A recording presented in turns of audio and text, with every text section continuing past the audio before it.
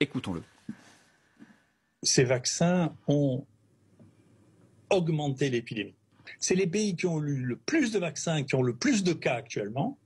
En France, 25% des cas de Covid sont survenus depuis moins d'un mois, qui est le même temps pendant lequel on a fait 15 millions d'injections vaccinales. Comment se fait-il que dans le pays dans lequel on a le plus de vaccinés, il y a le plus de cas? Voilà, vous l'avez compris, André Berkoff qui recevait le professeur Raoult. Fanny, on pose les affirmations, vous nous dites clairement si c'est vrai ou si c'est faux. La première, les pays les plus vaccinés sont les pays les plus touchés par l'épidémie aujourd'hui. C'est ce qu'on a entendu. C'est vrai ou c'est faux? Eh bien David, c'est vrai, c'est le cas des pays européens, à commencer par la France.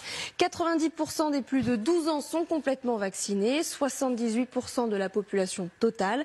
Et quand on regarde les contaminations, eh bien la France est le 3e pays du monde le plus touché, derrière Chypre et derrière l'Irlande.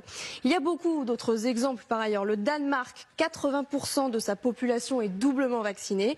Et il est, vous le voyez, le 5e pays européen en termes de contamination. Encore plus frappant, le Portugal, 90% de personnes totalement vaccinées, un record en Europe, et il est le 6e pays du continent pour les contaminations. Et on pourrait en citer beaucoup d'autres, l'Espagne, l'Italie, la Belgique, ou même Israël, l'un des pays les plus vaccinés du monde, en tout cas en ce qui concerne la population adulte. Et là-bas aussi, Omicron s'emballe.